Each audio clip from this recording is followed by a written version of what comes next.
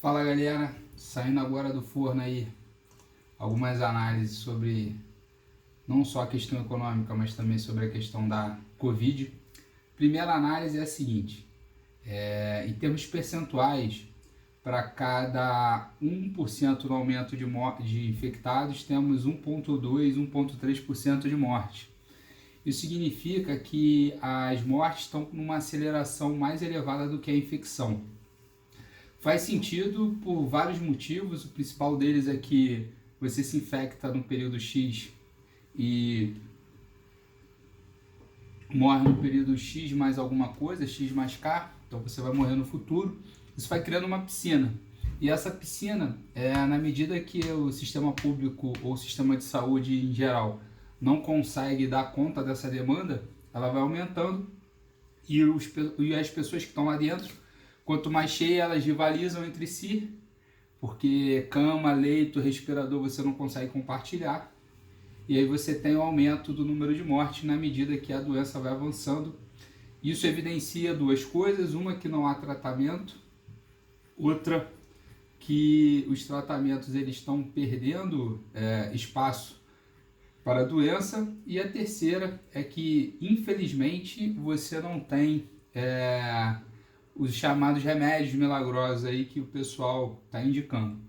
Além disso, eu fiz aqui, acho que eu vou tentar mostrar para vocês alguns trabalhos, e o principal deles é esse mapinha aqui, ó. Na verdade, agora eu estou pegando percentual de morte pelo mundo. E aí, esse talvez seja o melhor resultado possível, porque basicamente a infecção está tendo uma subnotificação enorme, né? Felizmente ou infelizmente, os países têm a liberdade para coletar seus dados. A gente sabe que o Brasil está aí numa busca desenfreada pela subnotificação, né? Basicamente querendo ignorar toda a doença. E aí o que aconteceu? A América explodiu, você teve um avão aqui de cima. Olha que desespero que está a situação do Brasil. Ele está, em termos de morte, né, muito parecido com Chile, Bolívia, e ele só perde para o Equador na América Latina. Ele tem um percentual de morte mais elevado de toda a América do Sul, só perdendo para o Equador. E aí o país que a galera insiste em querer copiar, peraí, que tá vendo? O país que a galera insiste em querer copiar, que é a Suécia, que não fez o isolamento vertical, tá fazendo um isolamento qualquer. Olha a diferença, a Suécia é esse país aqui, ó. Se vocês puderem dar uma enxergadinha, essa mancha aqui, olha a diferença que a Suécia tem em termos desse resultado do percentual de número de mortes, muito acima das suas vizinhas Noruega e Finlândia. Então assim, a situação está extremamente complicada para quem não quis adotar isolamento social. Para além disso, os países que estão com esse problema, né, que são basicamente todos no mundo inteiro, resolveram fazer um processo aí de joint venture para poder tentar buscar uma solução para esse problema da Covid. E aí, qual foi a solução dos países? Né? Se juntaram, fizeram um fundo que não é soberano, mas um fundo para acelerar o desenvolvimento e a produção de vacina para a Covid. E adivinha quem quis ficar de fora? Estados Unidos, por questões estratégicas, tem lá o seu remédio lá, não só Covid, como Redenzir e outros. E o Brasil resolveu ficar de fora por questões ideológicas de alinhamento aos Estados Unidos, sendo que os Estados Unidos têm uma indústria farmoquímica de ponta que consegue de fato liderar esse processo. O Brasil não tem isso. Qual é a indústria farmacêutica brasileira?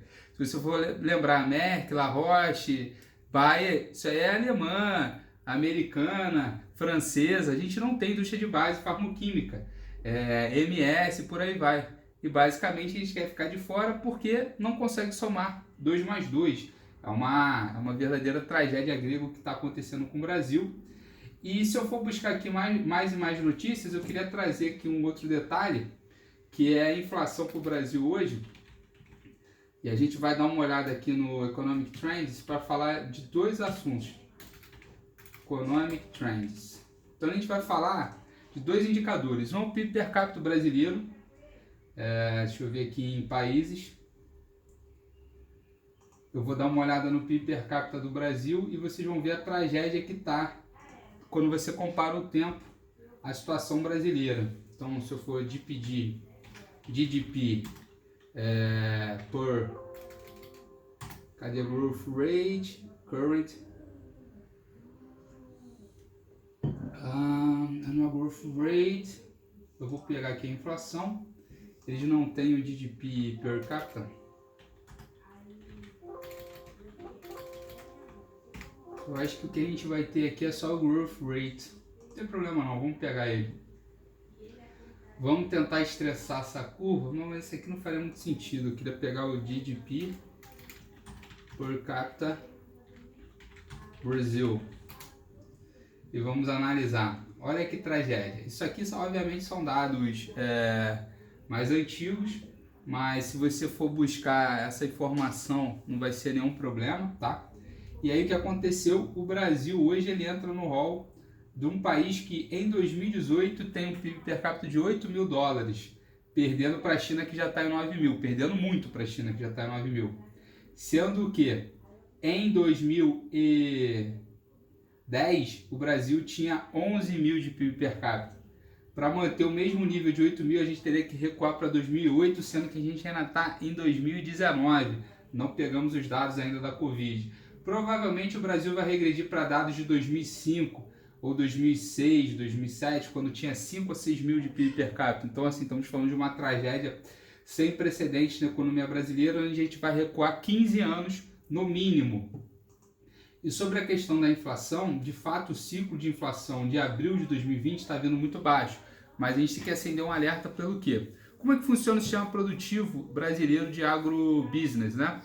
Isso aí que vocês estão vendo na área sombreada é o ciclo de inflação. De fato, veio pequeno, 2,4 para abril, mostrando uma total desaceleração e, obviamente, um espaço para você fazer um afrouxamento monetário.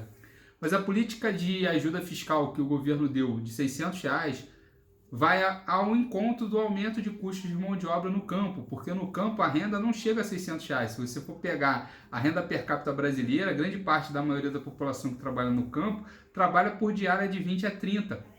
Essa população, uma vez percebendo essa renda de R$600, é uma renda muito superior ao que ele recebe por mês. E aí o que aconteceu? A mão de obra no campo agora mais encareceu. Então, o pequeno agricultor que trabalha com algum tipo de monocultura, mas que precisa de ajuda, esse cara não está encontrando mais mão de obra e isso faz com que o preço do seu produto encareça ou simplesmente ele pare de produzir. Isso gera uma perda de produção. Obviamente, é uma perda de produção porque o sistema de produção era praticamente sustentável, de 20 a 30 reais a diária para um trabalhador trabalhar de 5 da manhã a 5 da tarde e depois querer que o cara se aposente aos 60 anos. Mas mesmo assim, era o sistema que estava acontecendo. E todo nosso padrão de consumo é baseado nesse sistema de produção que é totalmente explorador. E aí agora com R$600 está faltando mão de obra nessas áreas. Então se a gente for pegar índice de preço só voltado a esses produtos como leguminosas e verduras, a gente vai perceber que os preços vão começar a acelerar já a partir de abril, maio, e a gente vai começar a ter inflação de alimentos. Fiquem de olho, fiquem atentos, e a inflação de alimentos obviamente vai comprimir basicamente quem? O padrão de consumo da população mais pobre, justamente aqueles que estão sendo abastecidos com os R$600.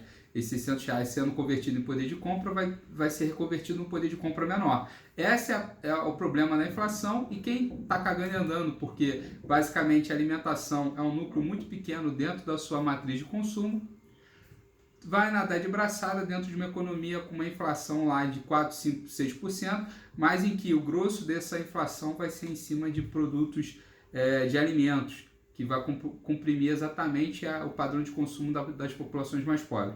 Bom, essa é a minha análise. Quem gostar, por favor, compartilhe. Um abraço a todos.